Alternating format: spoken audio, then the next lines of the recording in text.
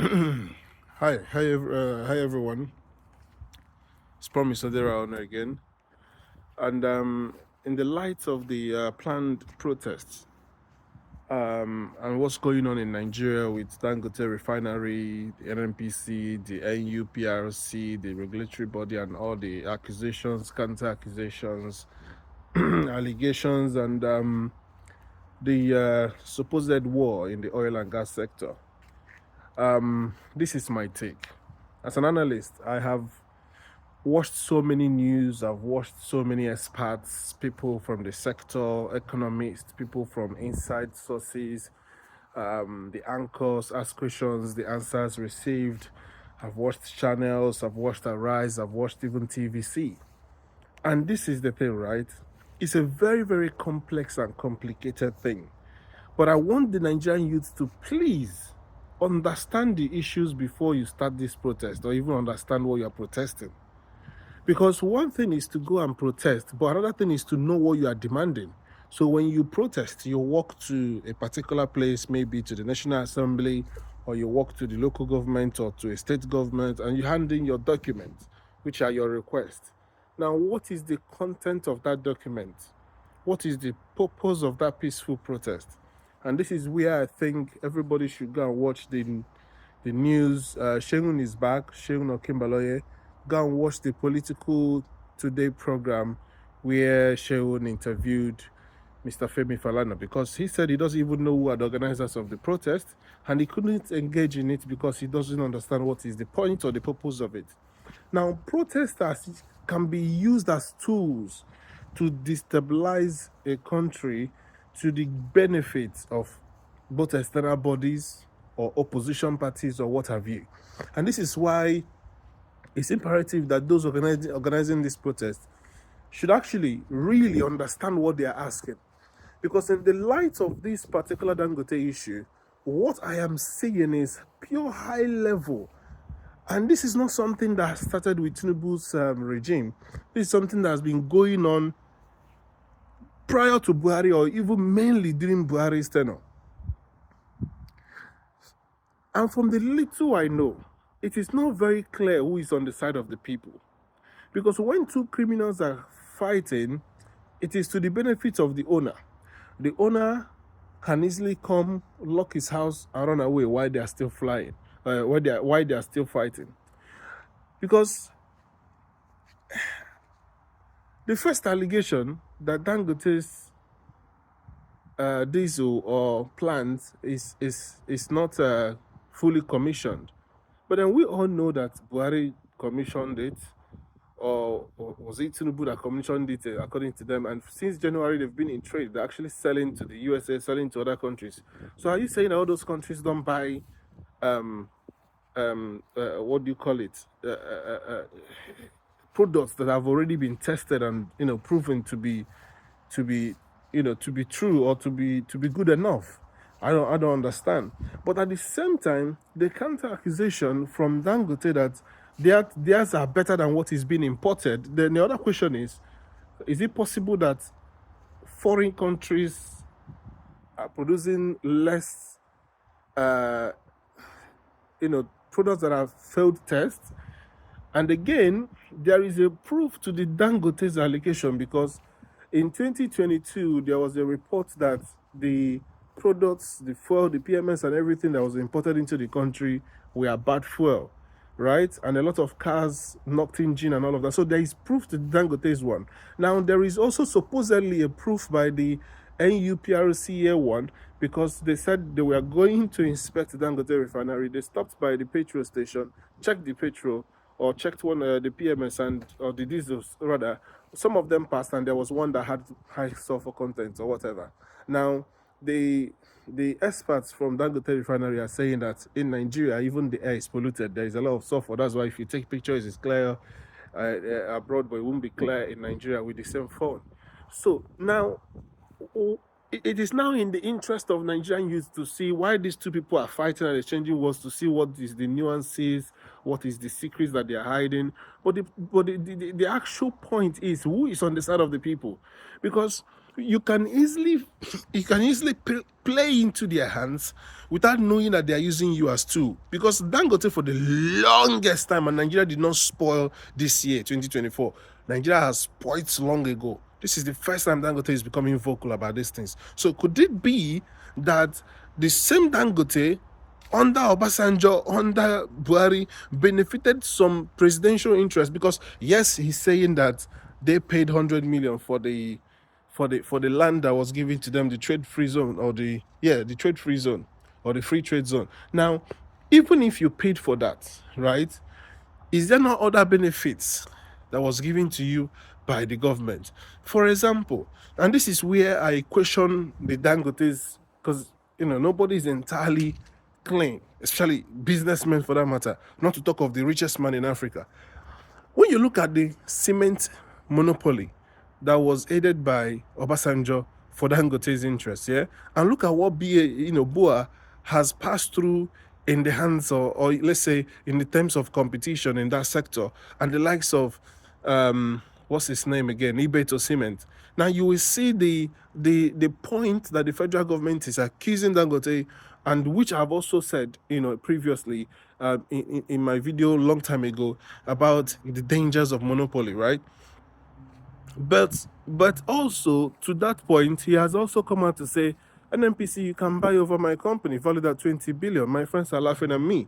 And the question is, why wouldn't Nigeria buy it? Even if Nigeria has the money to buy it, or finds the money to buy it, since Port Harcourt, Kaduna, or refineries are proving difficult to finish, if they find a way to buy it and know fully well that will swing straight into production and pay Dangote back his money, why wouldn't they buy it? Because they will go back into square one. Because the problem with Nigeria is not having assets, but how do you run these assets? And it has proven that once you are back to that square one, you are back to mismanagement because it becomes a free-for-all. Everybody in government and in that sector, everybody will just trying to find a way to loot money. So this is why, of course, you privatize in the first place. But what we also see in Nigeria is that privatizing doesn't necessarily mean things become better. And that is why the what do you call it?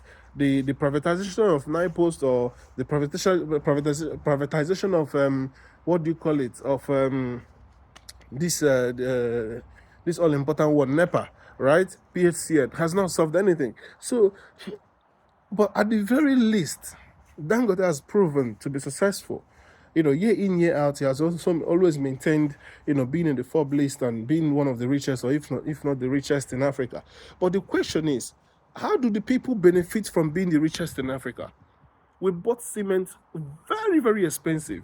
And when the federal government tried to intervene, maybe he was looking for money to finish off this refinery, which they say is like 7 times Victoria Island and bigger than the whole refineries that is owned by the federal government combined. So if you combine all 3 or 4 refineries in Nigeria, Dangote's private refinery is bigger than it. It's actually the largest single refinery in the whole world. So you can actually see the amount of money poured into this project, right? Which, of course, some people say it is a survival of business. It's like a business survival war going on between the federal government and the private sector, or Dangote himself.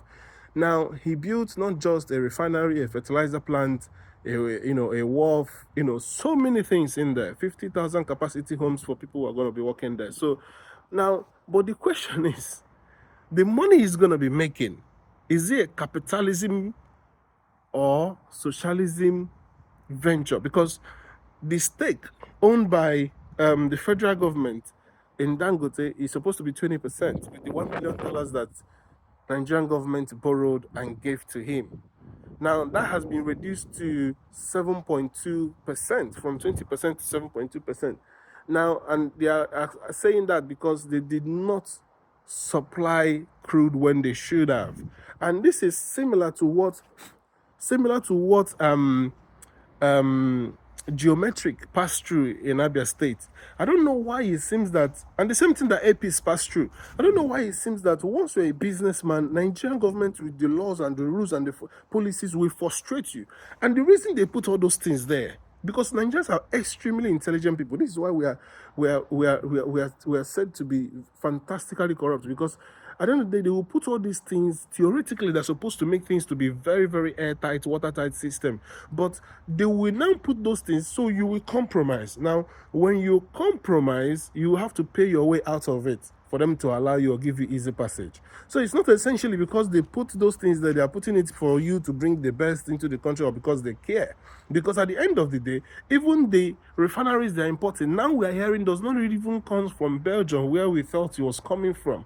It's not even refined in India, Singapore, wherever. It is now refined in Malta, where it is now accused, an allegation that it is NNPC and IOCs that own those things, that own those refineries. So you are going to spoil business and benefits for them if you start refining in Nigeria. So Nigeria is Nigerians' problem.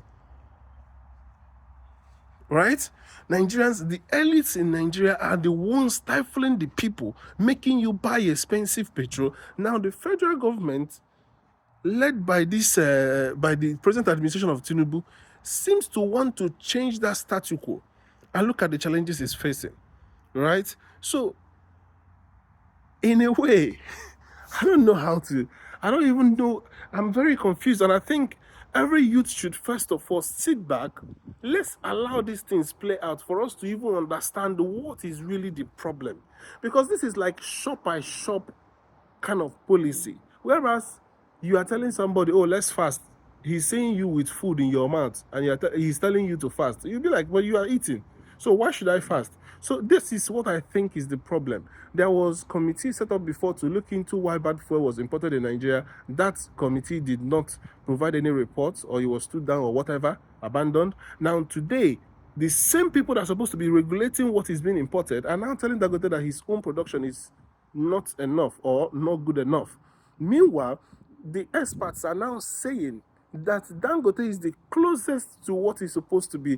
Apparently, that the oil we use in Nigeria or the finished product we use in Nigeria cannot pass, say for example, in Europe or in America. These are ridiculous allegations coming out. And it is the interest of the people for us to learn all these things and be like, wow. And guess what else that was said on TVC? Another thing that was said on the TVC news was that, by these guys on TVC news, and the Dangote refinery, was that there are so many products that come out from crude. PMS, which is petrol, is one of them. But it's actually towards the end. There is about 9 products or so, right? Now, don't quote me, I'm not an expert, I'm quoting what they said. Now, when you export crude and bring back petrol, all you are buying back is petrol. What of the other ones? Now, if we refine our crude in Nigeria by Dangote, those things will come out. The fertilizers, the kerosene, the, what have you, plus the PMS. And even the jet fuel already Dangote are producing all those things and selling both to Nigeria, to America and other countries. And also, he is now exporting to other African countries. Now, by and large, Dangote's wealth is not entirely or solely in Nigeria. He has some in West Africa, in Ethiopia, other places. He has his cement plants and all the rest. So how then do you want to, just like the gentleman Ado Maliki that said he supplies power energy solutions to other African countries, why is it that Nigeria cannot benefit from people who are helping other countries? Just like Innocent selling to Jamaica, selling to other African countries. Why is it that we don't like our own? We don't support our own. We don't support APs, not until lately. We don't support geometrics, not until lately. And now Dangote is crying out. Now, if really we want to fight monopoly, I go and pay him now. He has already placed the price on the mark and he's invited you to come and buy. He's 67 years old. His money is tired. He's scared that he might lose all his money. And he's growing gray hair all of a sudden, because Nigeria will frustrate you. If you think you are linked to the government, all you need is a change of administration. And before you know it, you are begging on your both knees. So for the first time, I'm seeing Dangote like being in the news almost every day, giving us info. And this is because he is scared to lose his money. And listen, Dangote is a front. The main guy behind Dangote, go and check the people who are investors in Dangote Group, especially in this Dangote refinery. Bill Gates have been in Nigeria and met the president twice in this last 1 year. So it is not those things they tell us in the news that they're discussing, they are really discussing. Because at one occasion, he went there with Dangote to go and see Mr. President. And Mr. President, Mr. Tinubu, or President Tinubu, is literally on the side of Bua. And I hear Bua is building his own refinery. So these things might just be like the Abacha loot that was recovered by Buhari, which may not be the interest of the people, but just for money to exchange hands into the new government. Thank you so much, but I think you should ask the right questions before we go into protest. God bless you.